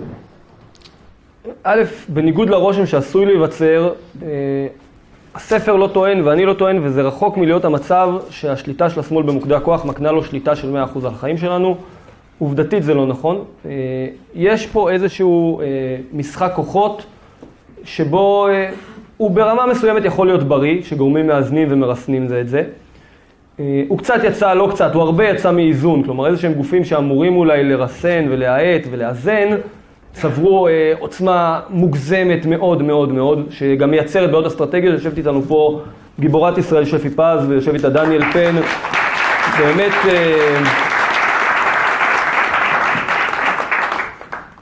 אני כאילו ממש מלא בהערכה אליהם ובהערצה ממש, והם חווים את נחת זרוע של בעיה אסטרטגית שהשמאל מייצר פה במו ידיו. כלומר, אין פה ויכוח, רעיונות אפילו, בעם, מה צריך לעשות בסוגיית המסתננים. יש רוב מכריע בציבור שתמך בבניית הגדר, תמך בלהכניס אותם ל3 שנים לחולות, היה תומך גם אם מכניסים אותם ל5 שנים לחולות, תומך בהסדר של הוצאתם למדינות שלישיות, רוב מכריע כולל אנשי שמאל, מתון ברמה כזו או אחרת. לא יודע, החולשה של הימין היא כזאת שאפילו השמאל כל הזמן מייצר סקרים ומנסח את השאלות בצורה כזו, שעל כל מיני סוגיות כאלו, הוא מנסח והוא קובע את מה שיחשבו מהי דעת הקהל. הימין כל כך איטי בהתפתחות הפוליטית שלו, שרבק, למה לא עושים סקר שאני אדע ואני לא אעריך שיש 60-70% מהציבור, אבל זאת הערכה מבוססת ש60-70% מהציבור תומכים בלהוציא אותם למדינות שלישיות. והסיפור הזה תקוע, הוא תקוע בבג"ץ, וחוק המסתננים קוצץ מ3 שנות שהייה לשנה שהייה. ובמקרה יש לנו עכשיו במצרים את הסיסי שמשתף איתנו פעולה ולא את מורסי. אבל הסיבה שההסתננות ממצרים והעשרות אלפי מסתננים שנכנסו לפה, הסיבה שזה נעצר זה לא גדר. כי גדר לא שווה כלום אם אתה שם סולם, ואף אחד לא יירא על מי שיתאפס עם הסולם הזה. אף אחד לא יירא עליהם. אם אתה שם סולם, אתה מטפס מעליה, יכניסו אותך לחולות. ושנה זה עונש פחות מפחיד מ3 שנים. אז עכשיו הסיפור הזה נפסל בבג"ץ 3 פעמים. והחוק להוצאה למדינות שלישיות שהתחיל להיות מיושם ויצאו כבר כמה אלפי מסתננים, תקוע כבר שנים בבג"ץ. ובג"ץ מה אכפת לו? לקח עוד חצי שנה, עוד שנה, עוד שנתיים, עוד 3. בינתיים נכנסות קלות בנתב"ג, נוחתות פה כלאחר כבוד, מתחתנים, מביאים ילדים, ילד זה מבוא לפספורט, וגדלים פה, מדברים בעברית. עוד 5 שנים כשבג"ץ יסיים לדון בזה, יעשו לנו קמפיינים ויראו את הילדים המסכנים שמדברים עברית, והם רוצים להתגייס, כבר עושים. וזאת בעיה אסטרטגית שממשלות הימין פעלו. יש 1000 סוגיות שממשלות הימין לא פעלו. ממשלות הימין פה פעלו והצליחו לעצור, אבל הן לא מצליחות להוציא.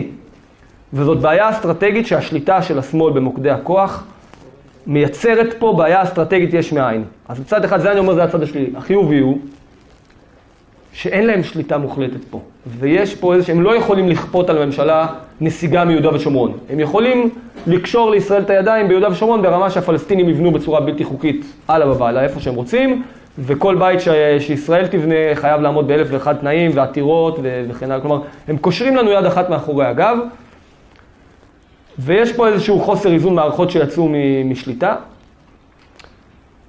אבל א', לממשלה יש הרבה מאוד השפעה, ולכן חשוב מאוד שנלך להצביע. מציאות הפוכה שבה יש ממשלת שמאל ובית משפט בשליטה שלהם, ויועצים משפטיים עם האג'נדה שלהם, וכל האליטות ומלחמת הרעיון והתקשורת עם רוח גבית, ואז יש לך הכל שמאל ואין שום דבר שיאזן את זה, היא מציאות שבה אנחנו נחטוף עוד אוסלו בריבוע, ולכן חשוב מאוד לצאת ולהצביע, וטוב מאוד שאנחנו יוצאים להצביע, וטוב מאוד שאנחנו מנצחים ברוב מערכות הבחירות, כי זה, ממשלות הימין לפחות מצליחות למנוע את הנזקים שהשמאל היה ממית עלינו, האסטרטגיים הגדולים. והסיבה הגדולה באמת שאני אופטימי זה שאם לפני 25 שנים היה את נתיב ואריה סתיו, והיה את האומה ואת יוסי אחימאיר, ולפני 20 שנה הקימו את מרכז שלם, ואחרי זה הקימו את מקור ראשון, היה כל מיני איים קטנים כאלה, מבודדים ואוטונומיים, ולפני 30 שנה לא היה כמעט כלום.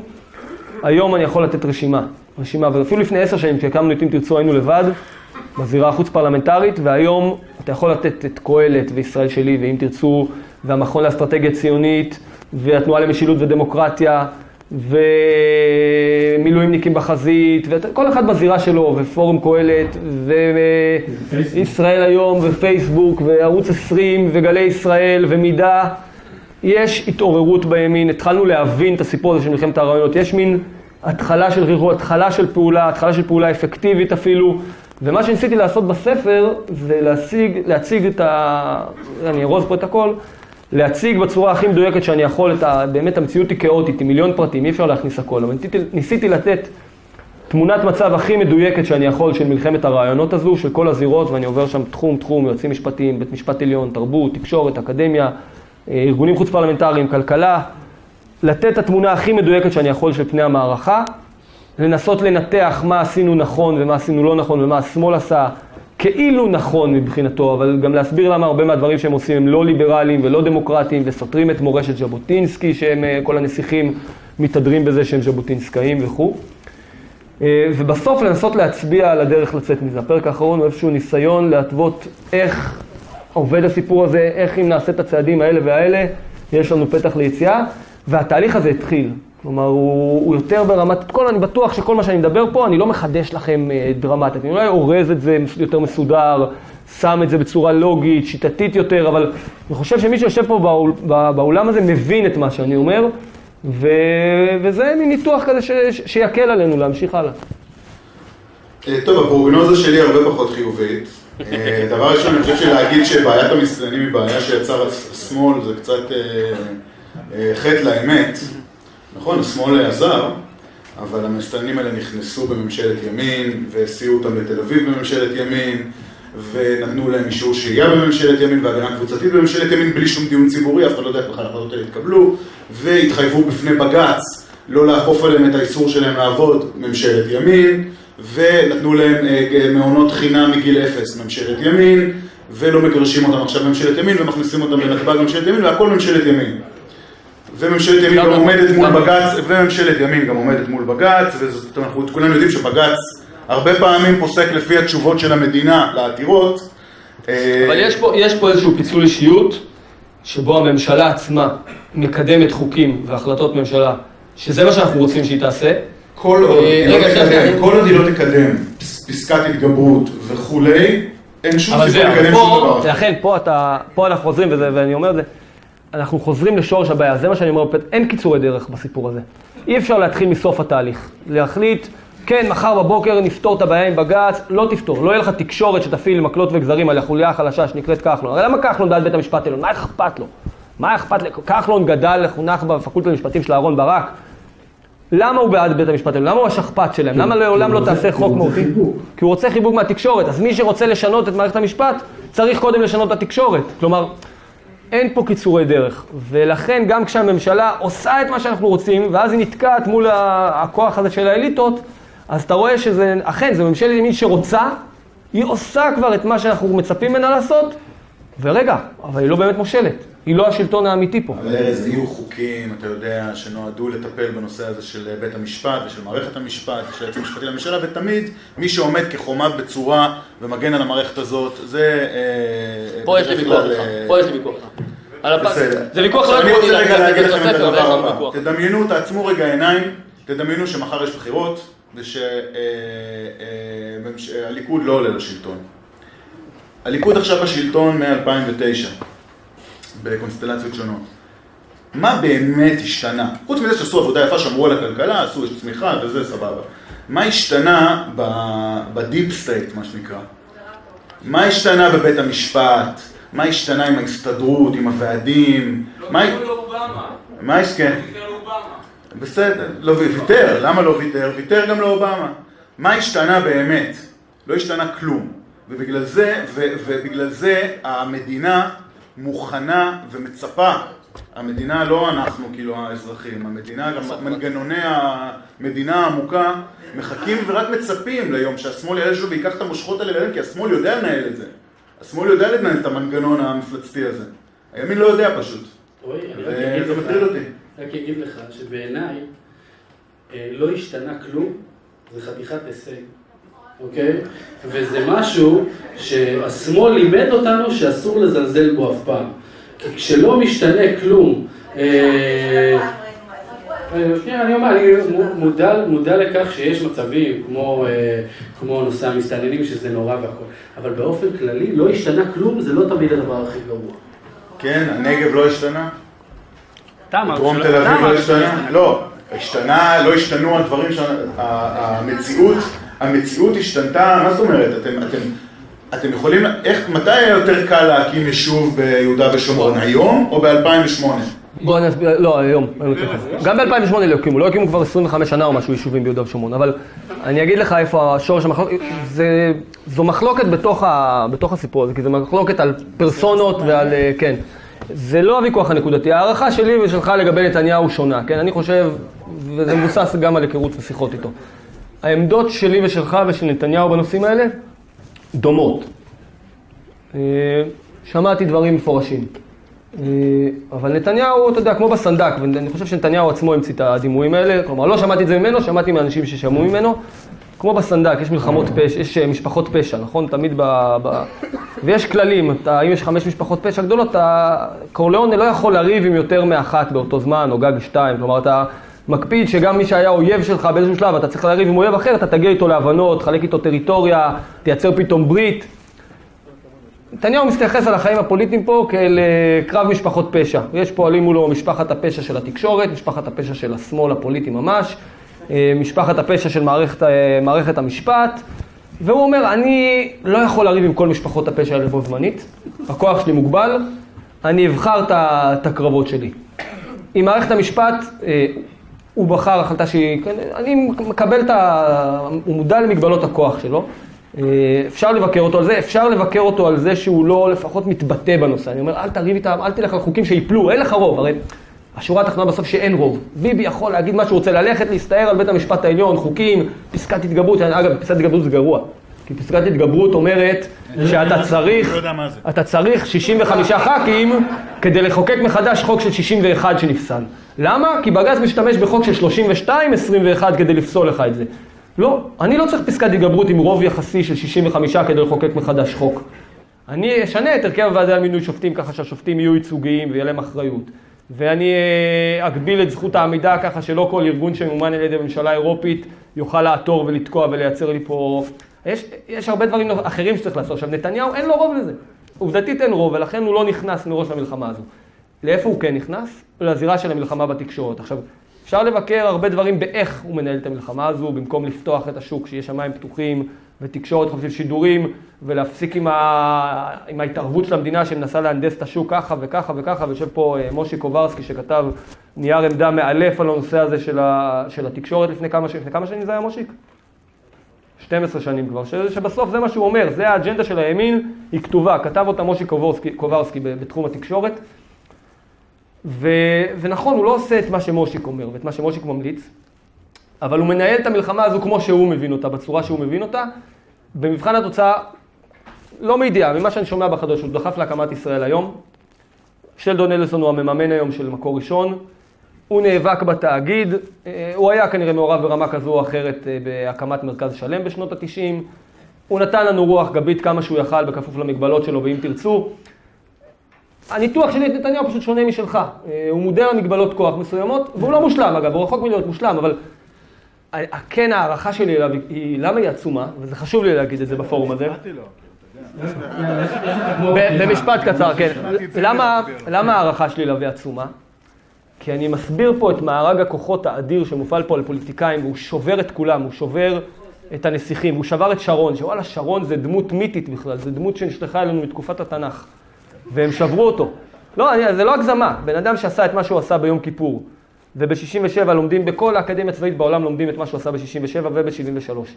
והיכולת להגיד, אני שם עכשיו את הכל על המהלך הזה של הצליחה. ואם זה היה נכשל... כן. בקיצור, אפילו את שרון, שהוא באמת דמות מנהיגותית מיתית, אפילו אותו הם שברו. והם מאלפים את כל המערכת הפוליטית, ואני, מהניסיון שלי, ממה שראיתי בעיניים, ומקרוב, ומה שראיתי מרחוק והניתוח שלי, נתניהו ב4 רמות בעוצמה שלו, מעל כל אחד אחר במערכת הפוליטית, עם כל החסרונות שלו, ועם כל הביקורת, וכל הדברים שאתה אומר, הם נכונים, עם כל אחד אחר זה היה פי 100 יותר גרוע. רועי, אל תענה לו, אתה שכנעת אותי להצביע ביבי. הערבים נערו. אני מציע שפשוט במקום שנתחיל להעביר מיקרופונים, מי שרוצה לשאול פשוט שידבר חזק, אולי גם יעמוד שיראו אותו מי שקורא שפתיים. שניכם, אחד אחרי שני. מי שאמר שהדור השמאל שהקים את המדינה הוא נשאר בשלטון, טועה ומטעה. השמאל שהקים את המדינה היה שמאל ציוני. היום יש לך שמאל אנטי-ציוני, פוסט-ציוני, ולפעמים אנטי-ישראלי, ולפעמים גם אנטישמי. רגע, הצלחתי לא. לפעמים נדמה לי לפחות בחלומותיי, שלהגיע לאנרכיזם יותר קל מאשר לתקן את המערכת. עכשיו, אני מאוד אופטימי, אני אופטימיסט טכנולוגי. אני מאמין שמה שאפשר את המהפכות האחרונות שעליהן דיברת זה דווקא הפייסבוק באינטרנט.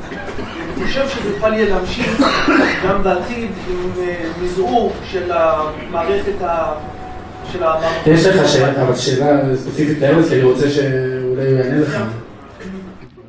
מה שגיל אמר, הנקודה החשובה שהוא הרים לי להנחתה קצת, וזה חשוב, הוא קרא עקרון ההתנגדות המינימלית, מה שז'בוטינסקי כינה עקרון הלחץ. וזה אומר בסוף, הוא התייחס לזה בתקופת הרברט סמואל, הגיע נציב בריטי שהיה יהודי פרו-ישראלי, פרו-ציוני, ובסוף המדיניות שלו לא הייתה פרו-ציונית. למה? וזה היה הוויכוח הגדול של ז'בוטינסקי עם המוסדות אז בשנות ה-30, כי לא הופעל עליו לחץ רק מצד אחד, רק מצד הערבים. והיישוב היהודי, ויצמן ובן גוריון, הם תמיד ניסו להגיע להבנות, הם לא הפעילו לחצים, הם לא לחצו עליו, הרברט סמואל מוכר אותנו, הרברט סמואל אנטי-ציוני, איזה מין יהודי אתה. וז'בוטינסקי אמר, תתקפו, הטבע של פוליטיקאי, הטבע של מקבל החלטות של מדינאי, הוא ללכת לאיפה שיש התנגדות פחותה או מושפע. אם יש לחץ רק מצד אחד, יהיה הבן אדם הכי חזק שיהיה, הוא יישבר.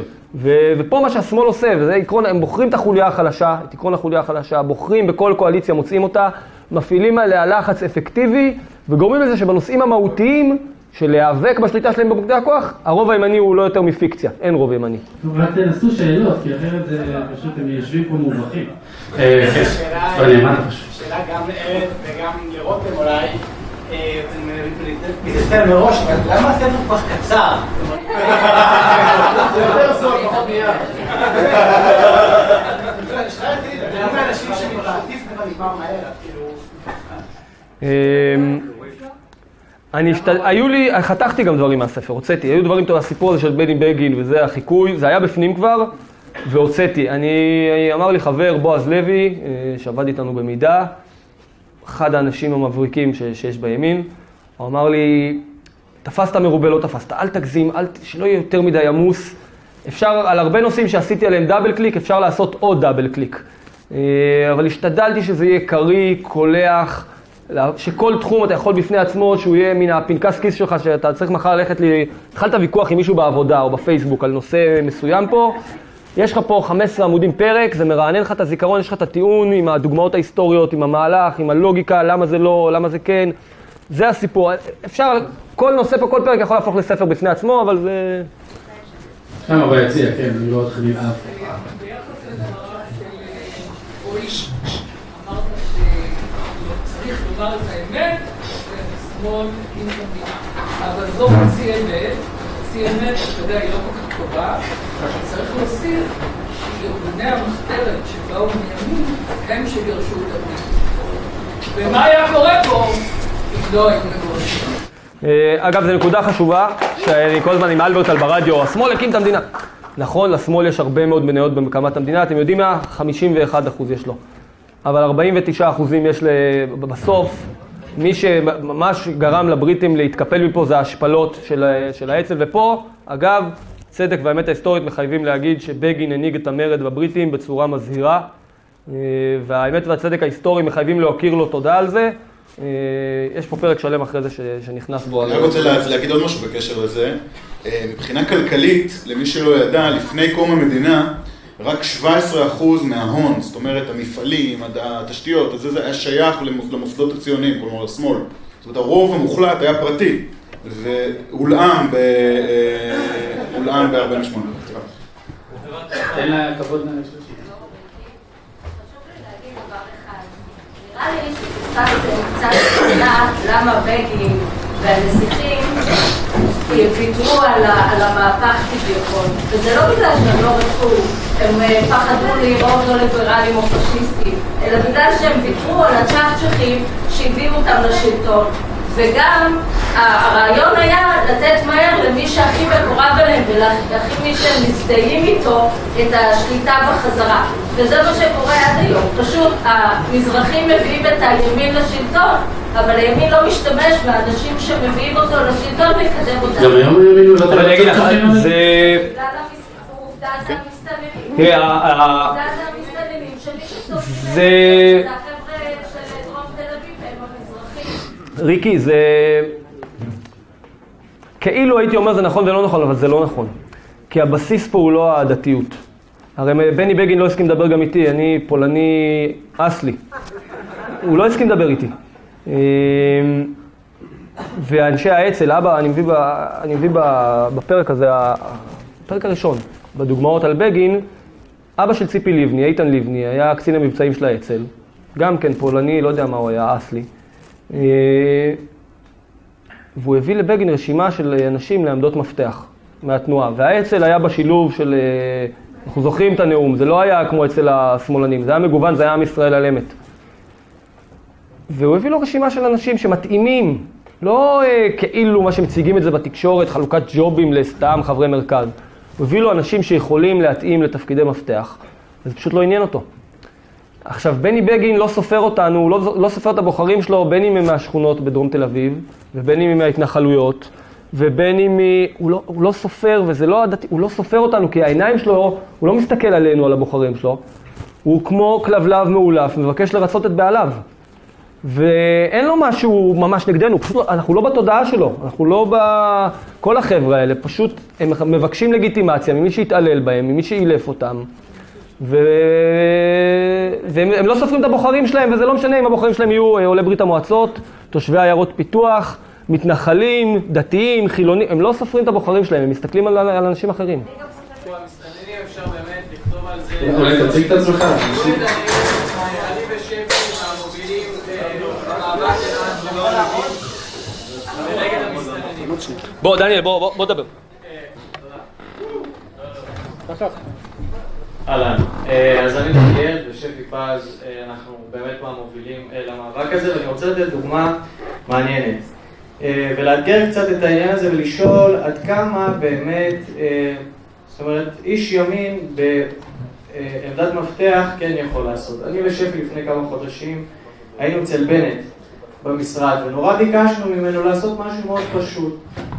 להפסיק את ההתנדבויות של בתי הספר הממלכתיים עם המסתננים. והתשובה של בנט הייתה, מה הייתה? שכחתי מכם. לא זכרתי אתכם, זאת אומרת, עמדנו מול בנט. כן, והוא אפילו לא זכר אותם. זאת אומרת, השאלה שלי אליך, עד כמה באמת אנחנו...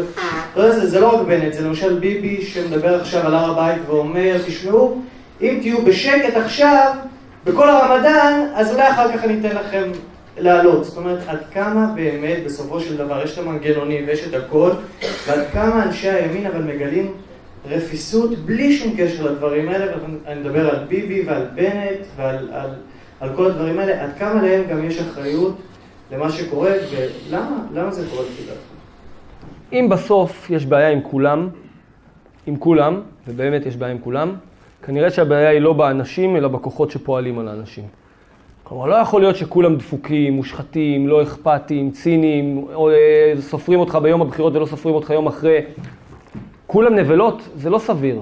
ואני מכיר את ביבי, ואני מכיר את נפתלי, ולא יודע למה זה היה מצחיק, אבל בסדר. הם לא, אכפת להם. גם לנפתלי, שאני מתווכח איתו והכל, באמת אכפת לו, הבסיס, אני מכיר את נפתלי מלפני שהוא היה פוליטיקאי ושר. מה? לא, זה מה שאני מסביר, זה הספר, יש פה, הבעיה היא מערכתית, היא לא פרסונלית. והם נאלצים לתמרן ולפעול בתוך כוחות כאלו. עכשיו, מעבר לזה, שבסוף פוליטיקה זה עולם מגעיל, וגם פוליטיקאי שיהיה הכי אידיאליסט בעולם, הוא כאילו מכוון לתפקיד הבא. בנט יושב עכשיו שר חינוך, ואתה יכול לעשות תפקיד שר בשתי דרכים, להגיד, אני לא רואה בעניין, קיבלתי את המשרד הזה, אני פה הולך לג'יהאד, אני עושה פה שינוי, לא מעניין אותי מה ההשלכות, כמה יצלבו אותי, כמה שיקראו אותי, אני עושה פה שינוי. או שאתה יכול להגיד, אני מנסה לעבור את זה במינימום נזק, כדי שאני אגיע להיות ראש ממשלה, ואז אני אעשה שינוי לא בתחום הזה, אלא ב10 תחומים. שינוי תמיד, ואפילו אם אתה בא מנימוקים אידיאליסטיים, בסוף אתה עושה שיקולים ציניים. ולכן אני אומר, לא מעניין אותי מה דעתי הסובייקטיבית על פוליטיקאים, ולא מעניין אותי לשכנע אתכם שדעתי הסובייקטיבית על פוליטיקאים. זה ביום אחר, ביום הבחירות אני אנסה לשכנע אתכם. בתקופת הבחירות לשכנע אתכם למה ביבי טוב והוא לא טוב. עכשיו זה לא הדיון, זה לא מה שמעניין אותי עכשיו. תחשבו מה שתחשבו על הפרסונות, אני מנסה לחשוב איך אנחנו פותרים את הבעיה המערכתית. ויש איזה ציטוט, אלון גולדנברג נמצא פה במקרה? לא נמצא, בחור מבריק בפייסבוק, אלון גולדנברג. גולדברג או גולדנברג, אני אף פעם לא זוכר. גולדברג. הוא מעלה קטעים, הוא מתרגם כל מיני קטעים של אינטלקטואלים, שם להם כתוביות ומנתח ומחבר, ליברל כזה, אתה מאוד... ואלון הביא פעם איזה ציטוט, אני חיפשתי אותו ולא מצאתי אותו. משהו על המוחות החלשים עוסקים באנשים, המוחות הבינוניים עוסקים באיזה משהו אחר באמצע, והמוחות החזקים עוסקים ברעיונות בסוף. אז... מה? רגע, אשתי פה, זה, שקט כולם? כן. הבינוניים במעשים. נכון, אני חושב שהבינוניים במעשים. ואני אומר, בואו לא נהיה מוחות חלשים שמתעסקים בפרסונות. לשם רוצים לקחת אותנו. כל עוד נתעסק הוא טוב, הוא לא טוב, ברכילות הזאת, בקטנוניות, ביבי יותר טוב, בנט יותר טוב, וזה. לא נפתור את הבעיה, את שורש הבעיה. אני אומר, בואו נתעלם מעל זה, נטפל בשורש הבעיה. נתעסק, נזהה מה הדרך לטפל בתופעה, במנגנונים החשובים, ובהם נטפל. שאלה אחרונה ולסיים, כי מי שרוצה יכול אחרי זה לגשת לארז, אני בטוח שהוא ישמח לענות. הוא נמצא שם בספרים. הוא חותם בספרים, אז הוא יכול לכתוב לכם תשובות גם. תשאלו אותו ולכתוב לכם תשובות. שאלה וחצי, דיברת על הפרסונות והגמדים האינטלקטואליים והליברליים, מי לדעתך היום הוא ענק ומייצג את הרעיון, מצוי ברעיון בצורה שהיא מניחה את הדעת. הדבר השני, כשהתחלת עם זירת הרעיונות, דיברת על ישראל. האם אתה חושב שזה מותג ולא חלק מבעצם תהליך שהוא בכפר הגלובלי, כלל עולמי? האם אתה חושב שמה שאנחנו רואים בין את הברסקית ובין את דבר מארצות הברית זה חלק מהחזרה וזה יסחוף אותנו? ויש לי פה זה גם מה שאיילת שקד התחילה לדבר והמאמר המפורסם שלה בגילון הראשון, איך זה מתקשר? אבל קודם מי הענק, זה מסקרן. בכוח נלך לאנשים, כן? אני כן חושב שנתניהו בקטע הזה הוא בליגה אחרת בפוליטיקה. רועי פה בטח יכול זה. אבל אני אגיד עוד משהו, יש הרבה מאוד, יש התעוררות אינטלקטואלית, יצא לי לעבוד עם דוקטור רן ברץ. רן הוא עילוי מבחינה אינטלקטואלית בליגה אחרת, מי שראה את הדברים בתקשורת עליו היה יכול לחשוב שהוא איזה, לא יודע, סטיריקן או משהו, הוא עילוי מבחינה אינטלקטואלית. מסתובבים עוד אנשים מזהירים פה בימין, דוקטור אופיר העברי ודוקטור יורם חזוני, ויש פה את עמיחי מגן, ויש שורה ויואב סורק, ואמנון לורד עם הניתוחים ההיסטוריים. יש בימין היום, אני אומר, יש יותר אינטלקטואלים באמת, עזבו את הפוזה, הם טובים ביח"צ. השמאל טוב בלייצר, הם מערכים את עצמם, הם נותנים לאחד לשני פרסים ותארים, והוא מארח את ההוא, ומוסף מיוחד, וועידה מיוחדת של הארץ, והקרן החדשה, ומכון ון ליר, והפקולטה הזאתי, והקליניקה הזאת. הם מעולים בלייחצן את עצמם ולראיין את עצמם ולחלק אחד לשני תארים וכיבודים. בסוף ברמת הרעיונות, אין שם מוחות מזהירים, אתה קורא תיאוריה וביקורת, אין שם שום דבר שאתה יכול לזקק לכדי רעיון, זה קשקשת פוסט-מודרנית, שאתה צריך לפצח אותה במשך שעות כדי וואלה, איזה... גדי טאוב הוא האיש שמאל הכי רציני שמסתובב היום לדעתי בשמאל, ולא סתם הוא שמאל ציוני שסולד מהפוסט-מודרניזם הזה והכל, אבל באמת אתה קורא פסקה בתיאוריה וביקורת, וזה גדולי הפרופסורים והכותבים והנחשבים, ואתה מנסה להבין מה כתוב פה לכל הרוחות, אני לא אהבל, מה כתוב פה? וזה לא לוגי, זה לא מתחבר לכלום, וזה מין שיח של מחשבים, שפת וודו כזאת, שאם אתה לא בקיא בז'רגון, אתה לא מבין על מה הם מדברים. אני רואה שאתה נהנה, אבל החלק השני, אז באמת על המגמות, עכשיו, אין ספק שזה חלק ממה שקורה בעולם. אין ספק, נתתי דוגמה ברעיון למקור ראשון, לא הכנסתי את זה בספר, נתקלתי בשבועות האחרונים, באוניברסיטה בקנדה, אני חושב, הוציאו את המשקל מהחדר כושר של האוניברסיטה, כי יש אנשים שאמרו שזה אופנסיב, הם נעלבים מזה מהמשקל שלהם, ואנחנו יודעים, כבר דיברו על זה שהורידו בכל מיני קמפוסים בארצות הברית בשירותים, בין גברים לנשים, אין שלטים, כי יש בלבול וטרנסג'נדרים לאיפה הם ילכו, אז אין שלטים, תיכנס, אתה נכנס, פתאום... עכשיו, יש הרבה סיפורים כאלה, יש פה, זה הקצה... אתה חושב שאנחנו בתנועה, כל העולם המערבי זז חזרה עכשיו? אני אומר, יש דקדנס, יש התנוונות, לא יכול להיות שהשפיץ, המגדלור האינטלקטואלי של המערב, האוניברסיטאות, לא מוציא משקל מחדר כושר כדי שאנשים לא יכול להיות, זה לא נתפס. אז יש דקדנס, עכשיו לדקדנס, כמו כל תופעה, כל דבר שקורה בעולם, כל תופעה יש לה תופעת נגד. ותופעת הנגד, אגב, הדקדנס הזה הוא תופעת נגד, תגובת נגד, לזוועות מלחמת העולם השנייה והפשיזם, כלומר, היה את הקיצוניות של הפשיזם והנאציזם, שהיא התחתית של ההיסטוריה האנושית. משהו כל כך קיצוני ומזעזע ייצור תגובת נגד חזקה, שהיא מה שקרה לשמאל האירופי החל משנות ה-50, 60, 70, הגיע למחוזות האבסורד היום, נוצרת איזושהי תגובת נגד. פה אנחנו צריכים לראות איך אנחנו נכנסים לתוך המשחק הזה, ולא רק משתפים בזרם. בואו ננתב את הזרם, בואו ניקח את זה לא לקיצוניות עוד פעם, אלא נעלה את זה על קו שפוי. חייב להיות לך אבל ברור דבר אחד, המנוע של השמאל הפרוגרסיבי בישראל, השמאל הפרוגרסיבי, הוא חלק בלתי נפרד ממערכת בינלאומית מסודרת, עם כסף, עם זה, אין לזה שום קשר, זה לא ישראלי, זה לא משהו שהוא ישראלי, זה משהו מיוצר ומהונדס וממומן, וחלק בלתי נפרד ממה שאתה רואה בהרבה מאוד מקומות בעולם, אותו זרועות של אותו תמנון. אני רוצה להזכיר לסיום שמי שלא קנה ספר לעצמו ולמישהו אחר לקראת פסח לא יצא לידי חובתו, אוקיי, זה חשוב. אני ממש מצטער, אבל נצאים עליי ולסיים, אז אנחנו נסיים, אני רוצה להגיד תודה לארז וליאור, לרועי גן,